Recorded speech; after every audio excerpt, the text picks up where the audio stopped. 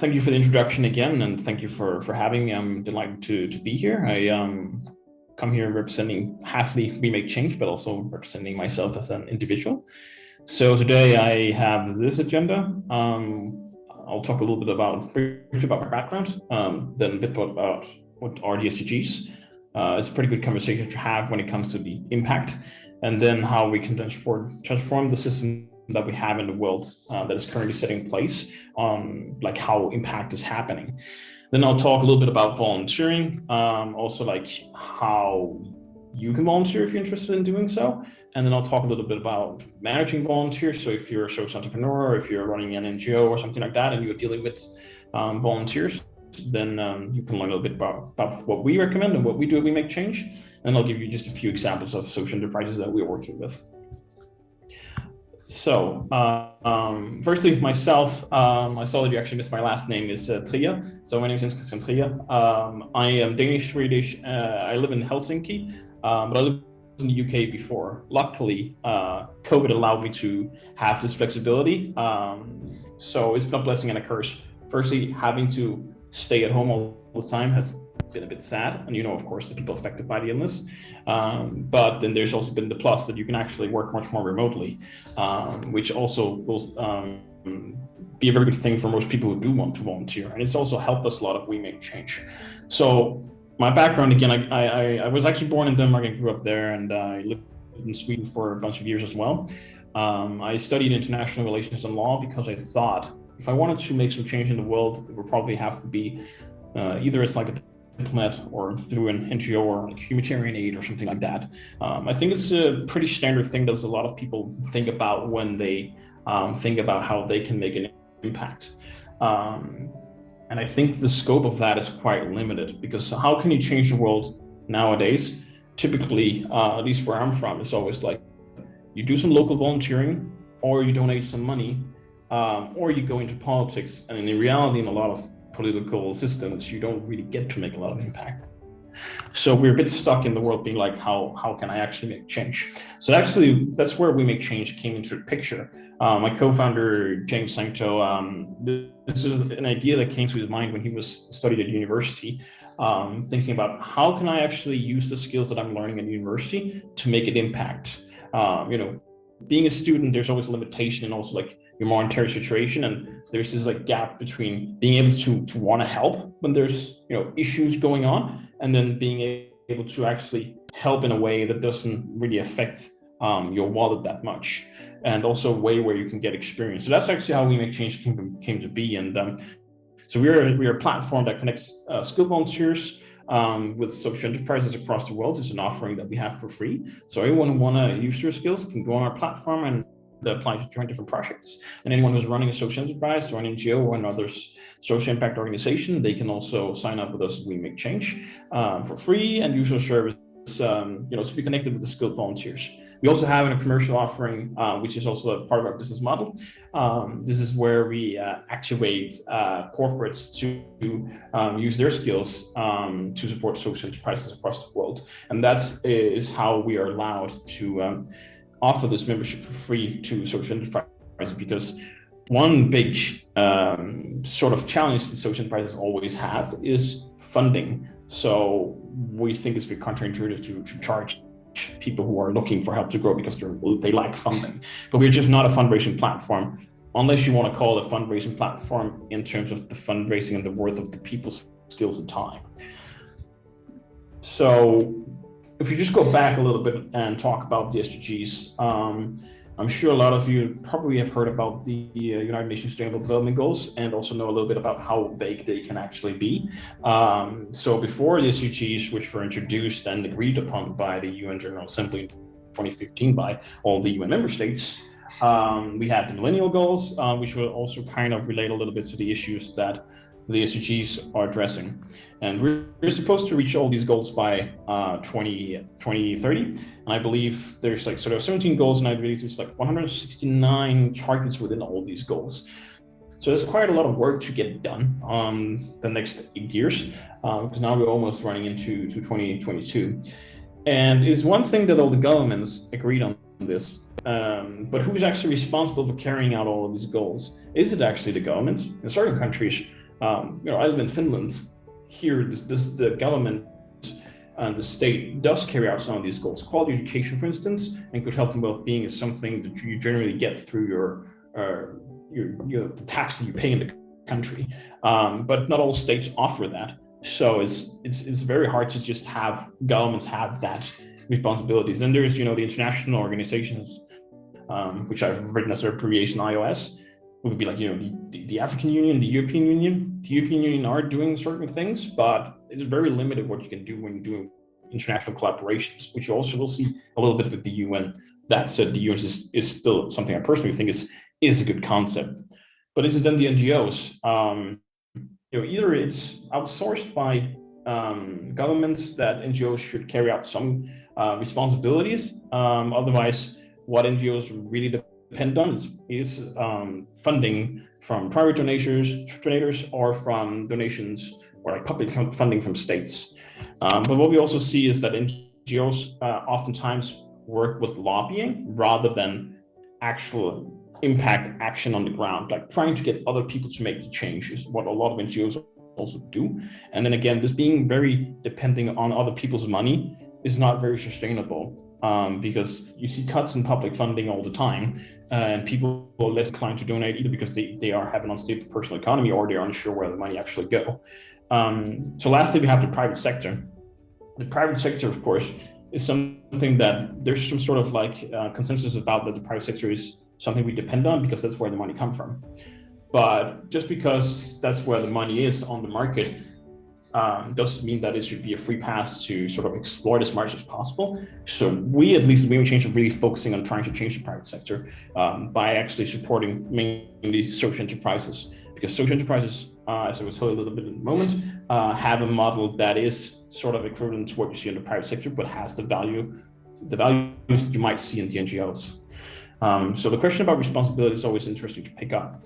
So transforming the system is what we think that social enterprises can do, because the social enterprise can, focus on gaining revenue. So that will make them financially sustainable and independent. So not depending on everyone else giving the money or donating specific things. They can then also gain investment and then scale, meaning that they can make even more impact. And living in 2021, there's so much new technology you can really harness to actually make impact. And a social enterprise operates like a business, so its purpose is to make impact. That's like the main thing. And it is what we believe, at least what I personally believe, is that the future of business is social entrepreneurship. Why do I believe that? That's because we have a whole new generation. Our generation, I want to say very broadly, is actually the most socially conscious generation ever. We're also the largest ever. We're also the best educated ever, and we're also the most well-connected ever, because we have, like right now, I'm here at this event, in Nigeria, basically from my office in Helsinki. That you wouldn't have that 30 years ago. You would almost not even have that 10 years ago.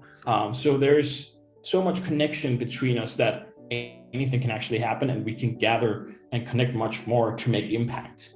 And lastly, it's just our generation demand this. Like, there are so many challenges, especially also when you want to focus on one of the most pressing ones, which is the climate change.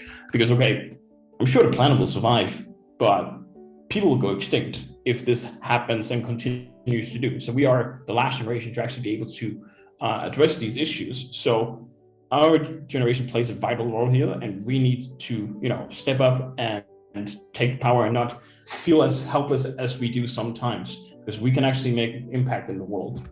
So I'll tell you a little bit about how that happens.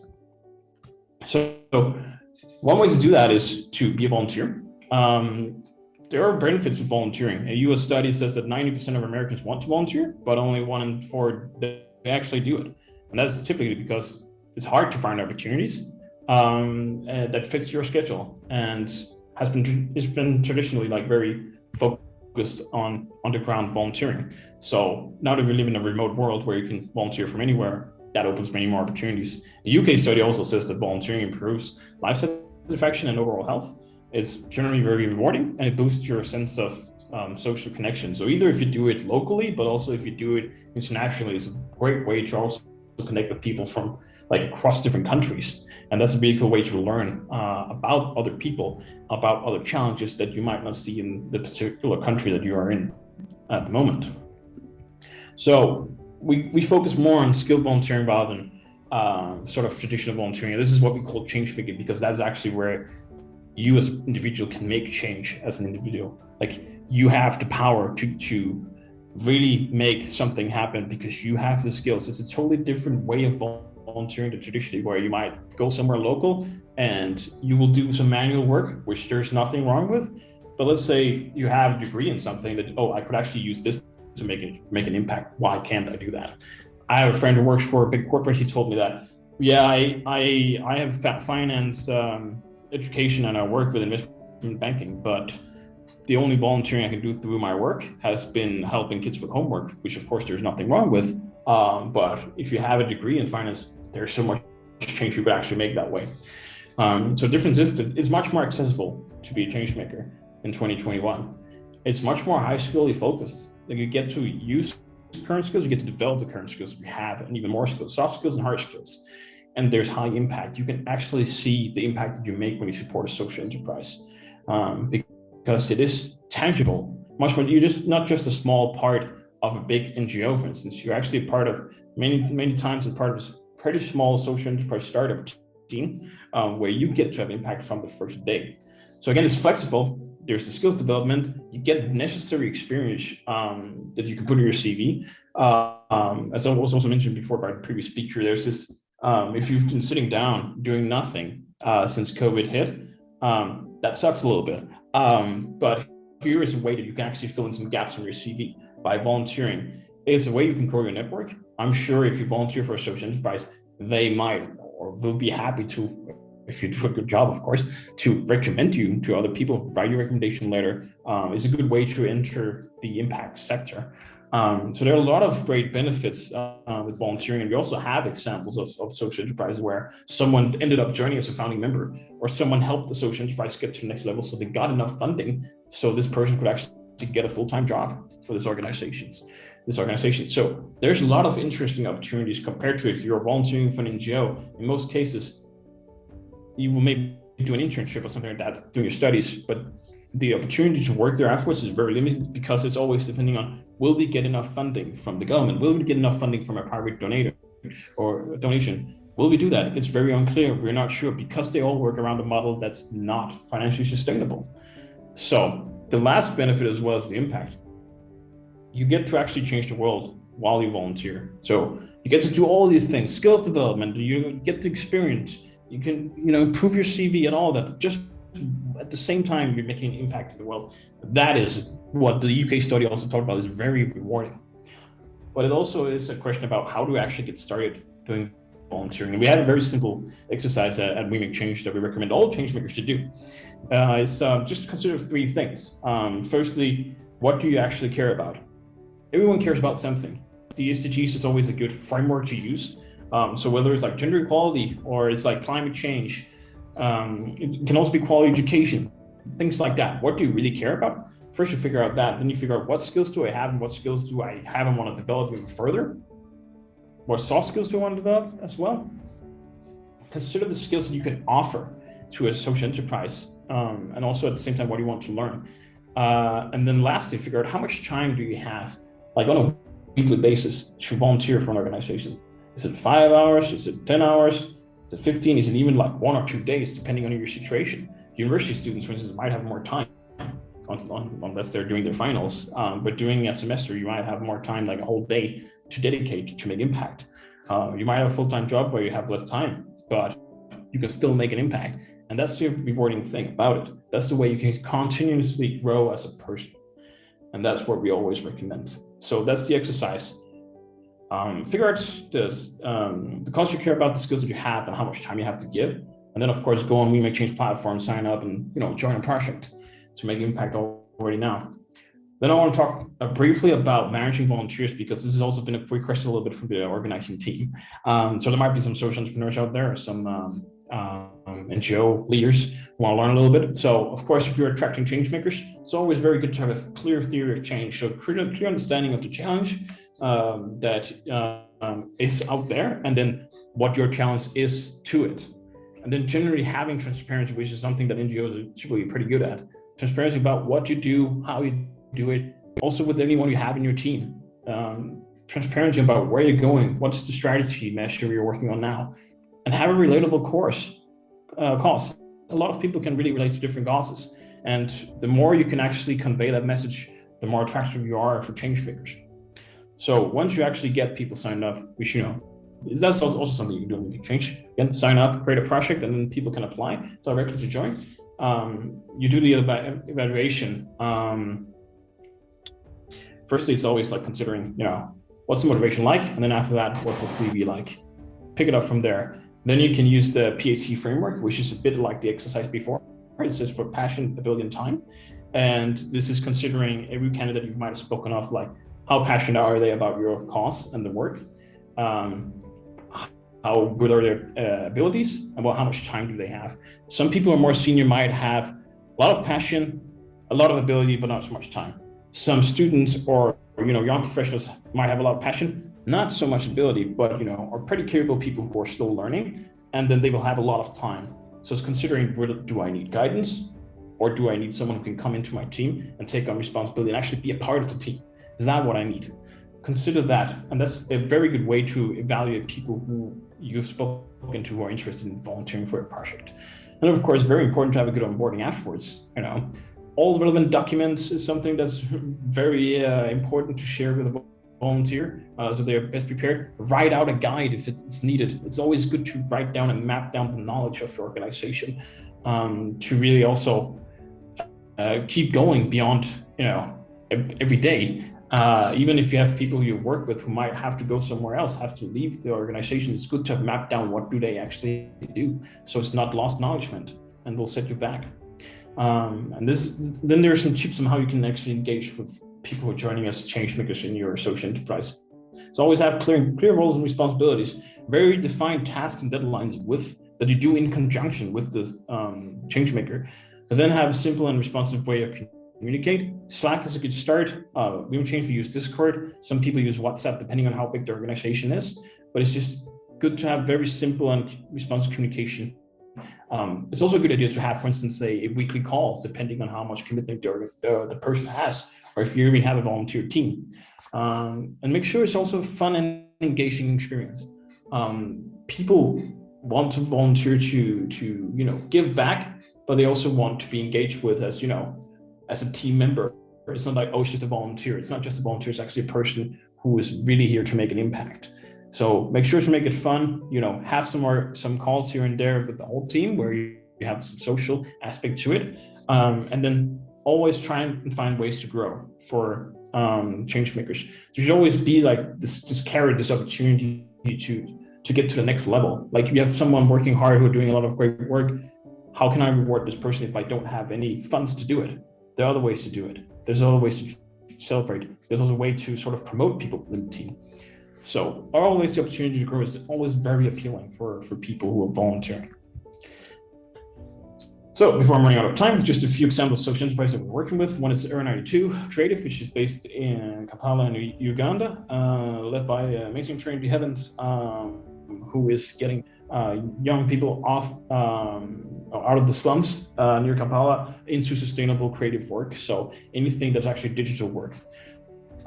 He has a very touching story himself, coming from the same background, and his organization is providing digital solutions like marketing and graphic design for companies around the world. So he's getting people into work through his programs. Then there's Extincts here in the middle. Extincts they are a community and research company based in the UK. So they teach children about endangered species. They have created a video game that can be downloaded on the phone, and then kids can learn about different endangered species. They also sell sustainable clothes. It's like t-shirts that actually has the design of endangered species to spread more awareness. And then all the profits that they make, they donate to NGOs that are actually making conservation around the world regarding these endangered species. Lastly, we have the Marcus Literacy Project, which is based in the US, with a goal to really eradicate illiteracy especially among young adults, because that's a big issue in the United States. And hopefully this is also something that can be spread beyond the US borders, because once people have a specific age, I think it's around 10 or something like that, you're expected to be able to read. Maybe it's even like if you're beyond 12, I think. And all the materials you need to use to actually read after that age is for very small kids. So a lot of people lose the motivation, and it is generally a big issue that people cannot read. So it's an interactive video game that's being created. So we're very excited to see where that goes. But yeah, I think that concludes sort of my speech today. So again, thank you for having me.